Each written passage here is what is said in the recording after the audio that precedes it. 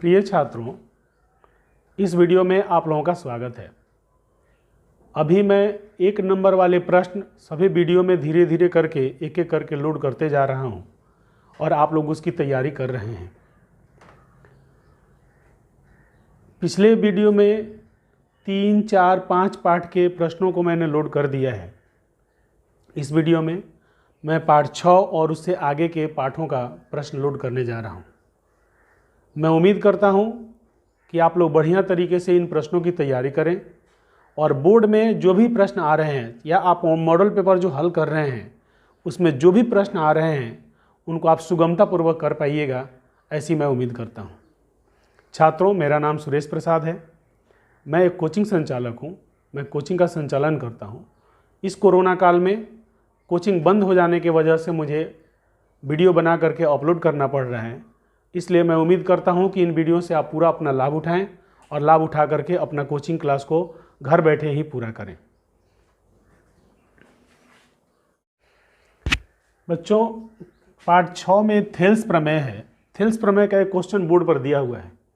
इस तरह एक त्रिभुज ABC है, इसमें BC के समांतर DE है। यह भुजा 5 सेंटीमीटर है, यहाँ पर AD 5 सेंटीमीटर है और यहाँ से यहाँ तक मैंने AB जो है वह 15 सेंटीमीटर है। इधर दिया आपको AC जो है वह 12 सेंटीमीटर है, तो AE कितना होगा यह आपको बताना है। तो थेल्स प्रमेय तो कहता है कि AD बटा BD बराबर AE बटा CE, परंतु यह जो हमको AD, BD और AE, CE है यह उससे अलग हट के दिया है, परंतु यह थेल्स प्रमेय का ही क्वेश्चन है। यह आपको बढ़िया से समझना है। तो थेल्स प्रमेय को जब आप उसको और बढ़िया से उसका डिक्लेरेशन करते हैं तो उसमें आप पढ़ें कि AD बटा AB बराबर AE बटा AC, ऐसा पढ़े हैं। तो हम लोग लिखेंगे यहाँ कि थेल्स प्रमेय से होगा बच्चों AD बटा AB बराबर AE बटा AC। अब इसको आगे हल करेंगे तो AD है हमारा 5 सेंटीमीटर, AB है 15 सेंटीमीटर, AE है x मान लीजिए और AC है 12। अब इसको हम लोग हल करेंगे तो हो जाएगा 15 गुना x बराबर 5 गुना 12। जब इसको आगे हल करेंगे तो x बराबर हो जाएगा 5 गुना 12 बटा 15। तो 5 तियाँ 15 और 3 चौका 12, 4 सेंटीमीटर। इसका मतलब हुआ कि AE बराबर x जो हम लोग AE को माने हैं, तो AE बराबर क्या हो गया बच्चों 4 सेंटीमीटर आंसर। तो इस तरीके से क्या होगा, आपको चित्र बना करके देगा और कहेगा कि इसको हल कीजिए। तो उस परिस्थिति में हम लोग इस प्रकार से हल करेंगे। तो यह पार्ट 6 का एक नंबर माने एक प्रकार का एक नंबर का क्वेश्चन है, उसको आप लोग ध्यान से समझ लीजिए।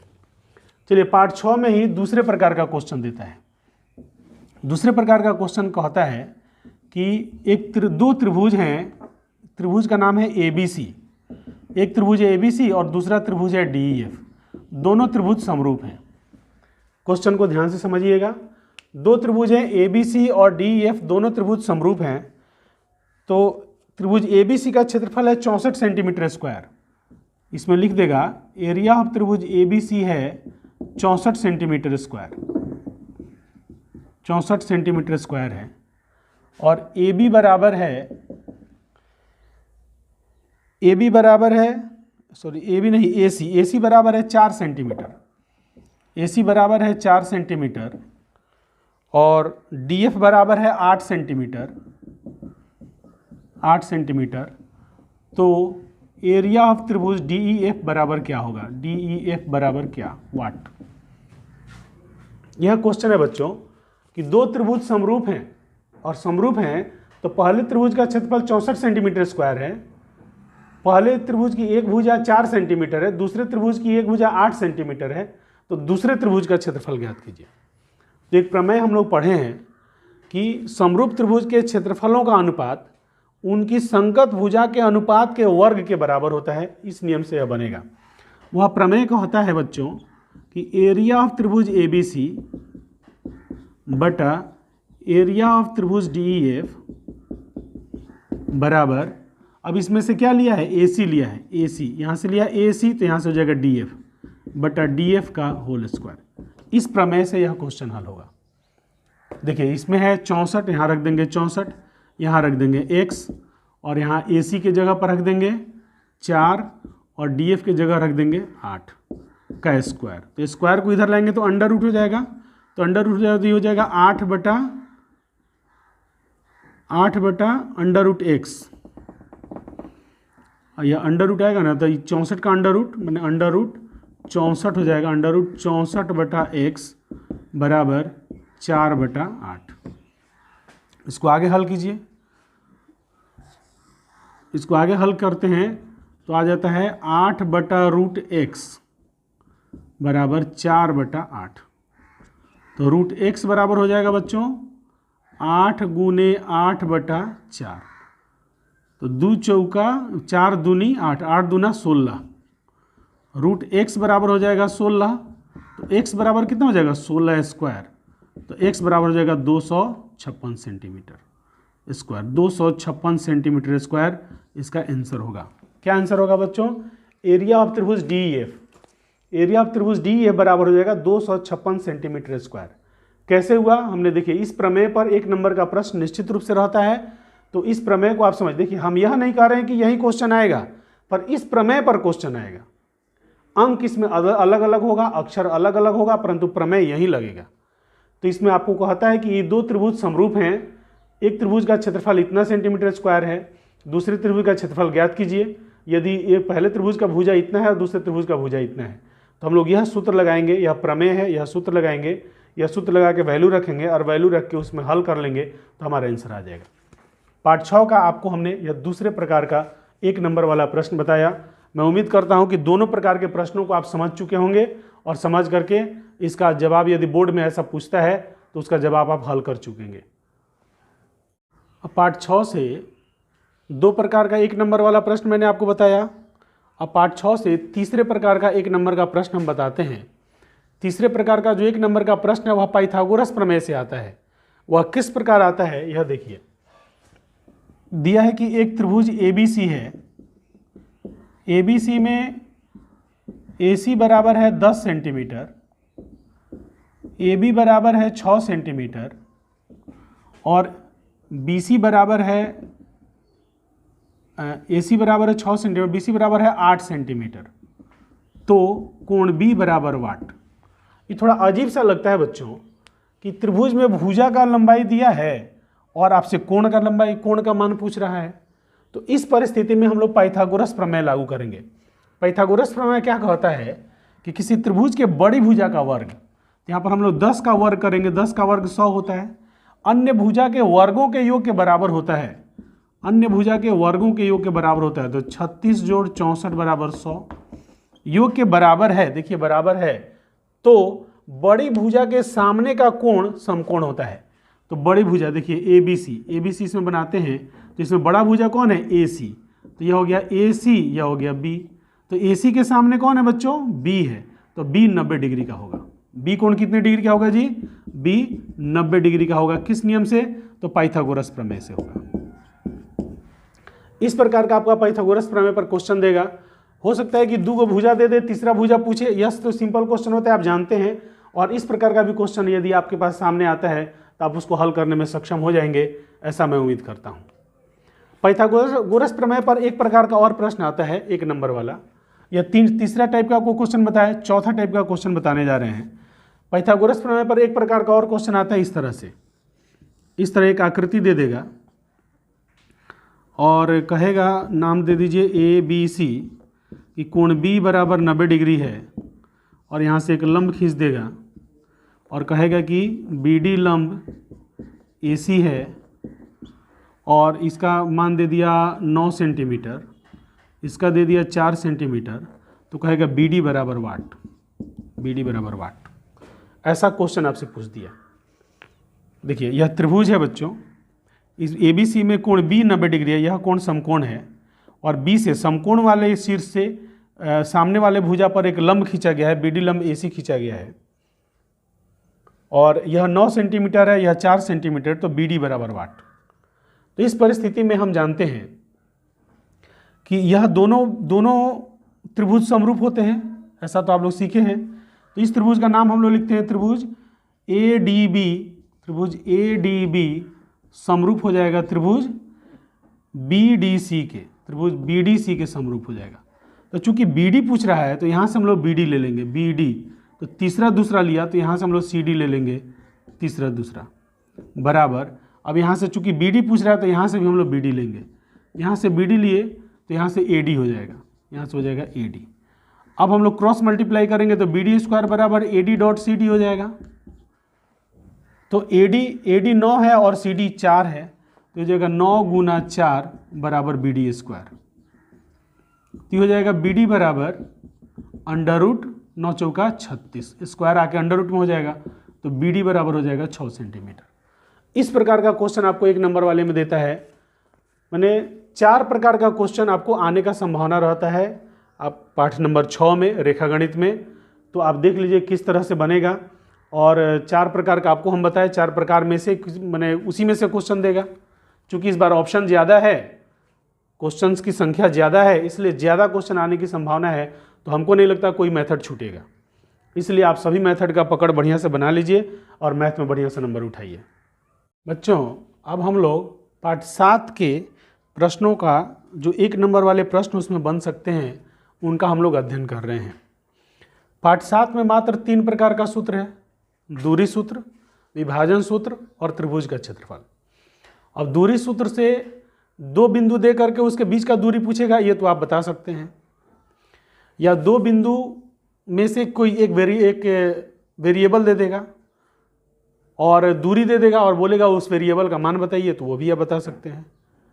कई बार आपसे पूछता है, एक से सिंपल क्वेश्चन इसमें बनता है कि जो थोड़ा टेढ़ा भी है और बनता है इस तरह। क्वेश्चन नंबर 1 पाठ 7 से देता है, पाठ 7 है निर्देशांक ज्यामिति, उससे देता है कि 3 4 का बिंदु है, 3 4 का मूल बिंदु से दूरी बताइए। एक क्वेश्चन है बच्चों, 3 4 का मूल बिंदु से दूरी बताइए। तो मूल बिंदु से दूरी का सूत्र होता है under root x square plus y square. तो इसमें हम लोग क्या करेंगे, यहाँ पर 3 स्क्वायर प्लस 4 स्क्वायर, तो 3 का स्क्वायर कितना होगा जी, 9 प्लस 16, ये हो जाएगा अंडर रूट 25, आंसर हो जाएगा 5 मात्रक। यदि आपको पूछता है, क्वेश्चन देता है 1 नंबर वाला कि मूल बिंदु से 3 4 की दूरी बताइए, तो हम लोग क्या करेंगे, जो भी निर्देशांक देगा उसका स्क्वायर करके जोड़ देंगे, तो जोड़ देंगे तो हमारा आंसर आ जाएगा। क्लियर बच्चों। अब देखिए दूसरे प्रकार का विभाजन सूत्र से क्वेश्चन देता है, 2 बिंदु देगा, उसका मध्य बिंदु का निर्देशांक पूछने का ज्यादा चांस रहता है, क्योंकि यह थोड़ा टेढ़ा क्वेश्चन है, इसमें अनुपात नहीं देता है, फिर आपको बताना है। इसमें देखिए एक ही बिंदु दिया है और दूरी सूत्र लगाना है, जबकि दूरी सूत्र में 2 बिंदु देना होता है, तो यहाँ चकमा देने का कोशिश करेगा, इसको आप समझिए। विभाजन सूत्र में क्या होता है कि आपको 2 बिंदु देकर उसका अनुपात देना होता है, तब आप निर्देशांक निकालते हैं। परंतु इसमें चकमा क्या देगा कि 2 बिंदु देगा और अनुपात देगा ही नहीं, तब कहेगा निर्देशांक निकालिए। तो यहाँ पर जो आपको क्वेश्चन को जो ट्विस्ट कर रहा है, उस ट्विस्ट को आपको पकड़ना है और पकड़ करके हल करना है। जैसे क्वेश्चन आपको देते हैं -2 1 तथा -2 1 तथा 0 3 को मिलाने वाली रेखा के मध्य बिंदु का निर्देशांक बताइए, ऐसा क्वेश्चन देता है। -2 1 तथा 0 3 को मिलाने वाली रेखाखंड के मध्य बिंदु का निर्देशांक बताइए। तो मध्य बिंदु के निर्देशांक में अनुपात नहीं दिया रहता है बच्चों, उसका अनुपात 1:1 होता है। यदि कोई है मध्य बिंदु का, यदि निर्देशांक आप मध्य बिंदु का अनुपात पूछता है, तो मध्य बिंदु का अनुपात कितना होता है बच्चों, 1:1। और मध्य बिंदु में जब पूछेगा तो उसका विभाजन सूत्र होता है x1 प्लस x2/2 और y1 प्लस y2/2। मध्य बिंदु का निर्देशांक है यह। तो यहाँ मध्य बिंदु का निर्देशांक पूछता है तो लिखेंगे -2 जोड़ 0/2 और 1 जोड़ 3/2। जब दोनों को हल करते हैं तो आता है -2/2, 4/2। जब इन दोनों को हल करते हैं तो आता है -1 और 2। इसका मतलब हुआ कि इन दोनों बिंदुओं को मिलाने वाले रेखाखंड का मध्य बिंदु का निर्देशांक होगा -1 और 2। देखिए कितना सिंपल क्वेश्चन है, परंतु यह क्वेश्चन घुमा हुआ है। आप जो सूत्र पढ़ कर गए हैं उस सूत्र से थोड़ा अलग हटकर है, इसलिए यह प्रश्न पूछने का ज़्यादा चांस रहता है। ठीक है बच्चों, इसमें तीसरे प्रकार का जो प्रश्न, देखिए इस पार्ट से 1 नंबर वाले प्रश्न ज़्यादा पूछने का चांस होता है, क्योंकि इस पार्ट से 5 नंबर का क्वेश्चन नहीं पूछा जाता है। जब इस पार्ट से 5 नंबर का क्वेश्चन नहीं पूछा जाएगा तो 1 नंबर और 2 नंबर का ही पूछा जाएगा, और 1 नंबर 2 नंबर में ही आपको ट्विस्ट करने का वह कोशिश करेगा। आइए क्वेश्चन नंबर 3 पर चलते हैं। क्वेश्चन नंबर 3 में क्षेत्रफल पूछता है, तो उसमें आपको 3 गो बिंदु देता है और 3 गो बिंदु से बनने वाले त्रिभुज का क्षेत्रफल पूछता है। तो एक बिंदु हम दे रहे हैं 0-2, दूसरा है मूल बिंदु, और तीसरा बिंदु है 0-4। देखिए इस तरह से आपको क्वेश्चन दिया, कह रहा है 0-2, 0-4 और मूल बिंदु यदि संरेखी हैं, यह तीनों यदि संरेखी हैं, या आप ऐसा समझ सकते हैं 0-2, मूल बिंदु और 0-4 से बनने वाले त्रिभुज का क्षेत्रफल बताइए। तो आपको यह बात समझना चाहिए बच्चों कि 0 और -2 जो है वह y अक्ष का बिंदु है। किस अक्ष का बिंदु है? y अक्ष। देख लीजिए, ऐसा देखिए 0 यह है, x अक्ष पर 0 और y अक्ष पर -2 लगभग यहाँ आएगा, यहाँ पर आएगा। मूल बिंदु यहाँ पर है और 0-4, 0 और 4 यहाँ पर है। देखिए एक ही रेखा पर आ रहा है कि नहीं? ऐसा देखिए, ये सब चकमा देने का कोशिश कर रहा है और इस चकमा को आपको समझना है। 3 बिंदु दिया है और कह रहा है कि इनसे बनने वाले त्रिभुज का क्षेत्रफल बताइए, परंतु हम देखेंगे कि वह बिंदु कहाँ कहाँ है। हम जानते हैं कि जो संरेखी बिंदु होते हैं उसका क्षेत्रफल कितना होता है बच्चों? 0 वर्ग मात्रक। तो चूंकि यह तीनों बिंदु, यहां लिखा नहीं है कहीं भी कि यह संरेखी है कि नहीं है, देखिए ध्यान से, कहीं नहीं लिखा है कि संरेखी है कि नहीं है, परंतु जो बिंदु दिया इस बिंदु के अध्ययन से हम समझेंगे कि यह संरेखी है। यदि संरेखी है तो उसका क्षेत्रफल कितना होगा? 0। इसमें दूसरा कोई क्लू आपको नहीं देगा और आपको यह समझना होगा। इस प्रकार से क्वेश्चन को वह ट्विस्ट करने का कोशिश करेगा और आप उसको समझ करके और जवाब दीजिए। तो मैं उम्मीद करता हूं कि पार्ट 7 के तीनों प्रकार का जो प्रश्न है, अंक बदलेगा बच्चों, परंतु क्वेश्चन इसी प्रकार से रहेगा। आप अंक बदल के भी आता है तो आप क्वेश्चन को हल करने के योग्य बन जाए, ऐसा मैं उम्मीद करता हूं। चलिए अब हम लोग चलते हैं अगला पार्ट में। अब पाठ 8 एक ऐसा पाठ है बच्चों कि जिसमें 1 नंबर वाले प्रश्न भी अधिक बनते हैं, 2 नंबर वाले प्रश्न भी अधिक बनते हैं और 5 नंबर वाले प्रश्न भी बनते हैं। इसलिए इस पाठ से सबसे ज़्यादा नंबर के क्वेश्चन बनते हैं। इसमें तो बहुत प्रकार के क्वेश्चन संभव हैं, परंतु हम आपको प्रत्येक 8.1, 8.2, 8.3, 8.4 से एक नंबर वाला प्रश्न आपको देंगे, जिससे कम से कम सूत्र का रिवीजन होगा और आपका कॉन्सेप्ट कंप्लीट होने का मैंने कॉन्सेप्ट कंप्लीट करने का प्रयास करेंगे। इसे 8.1 से एक क्वेश्चन देते हैं, 1 नंबर वाला प्रश्न। इसको ज़रा ध्यान से समझिए और कोशिश कीजिए कि इसको आप बना लीजिए। एक त्रिभुज इस तरह दिया है आपको, त्रिभुज का नाम है ABC। इसमें कोण भी 90 डिग्री है, कोण भी समकोण है। यह दिया है 4, यह दिया है 5। कहता है कि साइन ए बराबर, चाहे यह नहीं दिया है, सीधे कहता है साइन ए बराबर 4/5 है, तो साइन सी बराबर वाट। इस तरह से आपसे क्वेश्चन पूछ दिया। बच्चों आपसे कह रहे हैं कि यह साइन ए बराबर 4/5 है, मैंने कह रहा है साइन ए बराबर 4/5 है, साइन ए बराबर 4/5, तो साइन सी बराबर वाट। क्वेश्चन समझ गए? त्रिभुज ABC में कोण भी 90 डिग्री है, इसमें साइन ए बराबर 4/5 है, तो साइन सी बराबर वाट। इसको हम लोग हल करेंगे तो साइन ए बराबर होता है लंब बटा कर्ण। तो लंब बटा कर्ण दिया है 4/5, माने ए का जो लंब है यह है, तो यह हो जाएगा 4 और यह हो जाएगा 5। तो हम लोग ए बी निकाल लेंगे। तो क्या करेंगे बच्चों? पाइथागोरस प्रमेय से ए बी बराबर क्या होगा? √5² - 4²। इसको हल करेंगे तो 25 - 16 बराबर √9 बराबर 3। इसका मतलब ए बी आ गया 3। अब हमको चाहिए साइन सी, तो साइन सी के लिए लंब यह है, कर्ण यह है, तो 3/5 हो जाएगा। साइन सी बराबर हो जाएगा बच्चों 3/5।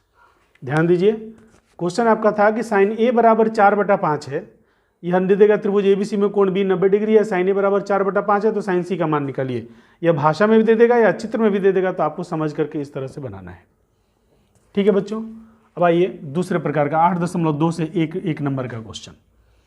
8.2 में यहाँ पर 8.1 में क्या किया है बच्चों, ये केवल साइन ए, साइन बी, साइन सी का परिचय कराया है आपसे कि यह साइन, कॉस, टैन, कॉसेक, सेक, कॉट, ये सब क्या होता है। पार्ट 2 में आपको कुछ डिग्री का मान बताया है कि साइन 30 डिग्री का मान कितना होगा, साइन 60 डिग्री का मान कितना होगा। उसमें आपसे एक क्वेश्चन हम देते हैं कि यदि आपको कहता है कि tan π/4 का मान बताइए, tan π/4, तो पाई का मतलब समझ जाइए बच्चों, पाई का मान होता है 180 डिग्री, तो 180/4 हो जाएगा tan 45 डिग्री। tan 45 डिग्री का मान 1 होता है, इसलिए इसका आंसर 1 होगा। 8.2 में यदि आपसे पूछा जाए कि tan π/4 का मान बताइए, तो tan π/4 का मान होगा 1। कैसे होगा, यह प्रक्रिया हमने आपको बता दिया है। अब 8.3 से एक प्रश्न पूछते हैं। 8.3 में देता है कि sine 60 degree cos 30 degree, sine 60 degree बटा कॉस 30 डिग्री, यह पूरा कोण वाला पार्ट है। इसमें हम देखेंगे कि जो भी हमको पूछ रहा है, चाहे प्लस में पूछ रहा है चाहे माइनस में पूछ रहा है, जो भी पूछ रहा है उसका जोड़ 90 डिग्री आता है कि नहीं। 60 30 90 होता है, तो 90 होता है, इसका मतलब यह पूरा क्वेश्चन है, तो इसको पूरा कोण के हिसाब से बनाएंगे। साइन 60 डिग्री बटा कॉस है, तो ये हो जाएगा साइन 90 माइनस 60 डिग्री, ये हो जाएगा sine 90 minus 30 degree, sine 60 degree बटा साइन 60 डिग्री, और दोनों कट के हो जाएगा 1, आंसर हो जाएगा। इसका आंसर 1 होगा। तो पूरा कोण वाले प्रश्नों में ऐसा कोण देगा, चाहे प्लस में देगा, चाहे माइनस में देगा, चाहे गुना में देगा, चाहे भाग में देगा, वह पूरा कोण का यदि क्वेश्चन होगा तो इस तरह से उसको हम लोग हल करेंगे। अब 8.4 से एक प्रश्न आपको 1 नंबर वाला देते हैं। इसमें कहता है कि साइन स्क्वायर ए बराबर x है, साइन स्क्वायर ए बराबर x है, तो कॉस स्क्वायर ए बराबर वाट। यदि साइन स्क्वायर ए बराबर x है, देखिए 1 नंबर का एक प्रश्न है, साइन स्क्वायर ए बराबर x है तो कॉस स्क्वायर ए बराबर वाट। इसमें हम लोग देखेंगे बच्चों कि हम लोग एक सूत्र जानते हैं, साइन स्क्वायर ए प्लस कॉस स्क्वायर ए बराबर 1 होता है। तो कॉस स्क्वायर ए बराबर क्या हो जाएगा, कॉस स्क्वायर ए बराबर हो जाएगा 1 माइनस साइन स्क्वायर ए। तो 1 तो ठीक है, और ए साइन स्क्वायर ए है x, तो साइन स्क्वायर ए की जगह लिख देंगे x, तो इसका आंसर होगा 1 माइनस x। इस प्रकार पाठ 8 में बहुत प्रकार के 1 नंबर के प्रश्न बन सकते हैं। उनमें से 4 प्रकार के प्रश्न आपको हम दे करके पूरे पाठ का समरी देने का प्रयास किए हैं। हम उम्मीद करते हैं कि इसको आप समझ लीजिए और पाठ 8 को कंप्लीट कर लीजिए।